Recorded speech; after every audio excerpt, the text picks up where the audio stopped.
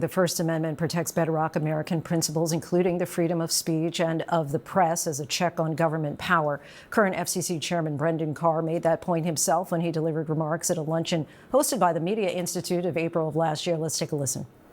Anytime you have an increase in government control, you necessarily have a decrease in free speech, because free speech is the counterweight.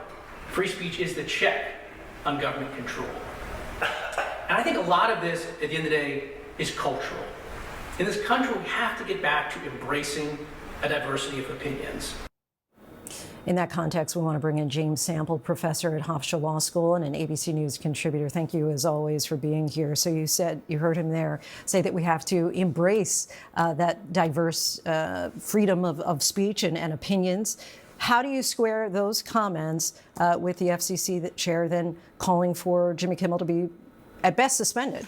Lindsay, the delta between those two comments is staggering. The comments that Chairman Carr made before he was Chairman Carr last April, those reflect the First Amendment. Those reflect core conservative values and core liberal values. Those reflect the notion that there is nothing small government about the government threatening individuals for their speech based on their viewpoint. Viewpoint discrimination, especially when it goes to political speech, is at the very core of the First Amendment. It's why the framers put the First Amendment first, that along with freedom of the press. The states insisted on the Bill of Rights as a condition for ratification precisely because they were afraid of the government cracking down on outsiders, on political dissent.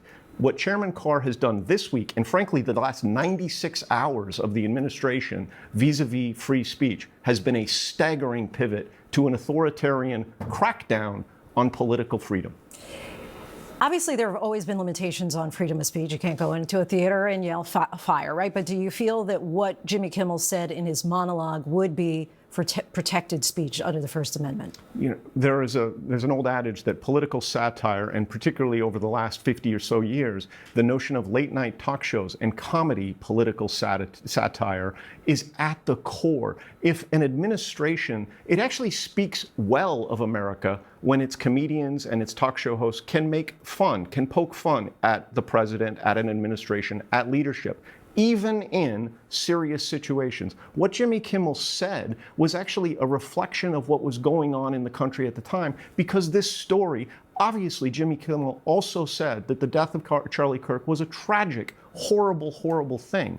But what he said was an indication of what he perceived to be the government's response to the events that had already taken place. That is the core of the First Amendment. Now, President Trump also suggested, as you heard him there, that Chairman Carr should potentially take away the licenses of broadcasters that are critical of him. Your reaction to that? Well, President Trump earlier this week even threatened ABC's Jonathan Karl for saying that, and said that Karl had hate in his heart.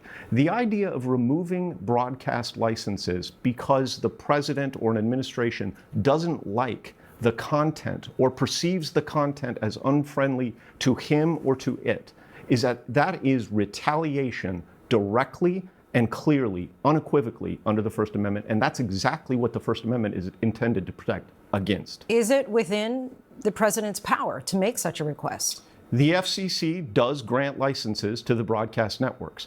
What is not within the administration's power, what's not within the FCC's power, is to take away those licenses because the broadcasters speak in a manner that is inconsistent with what the administration wants them to say.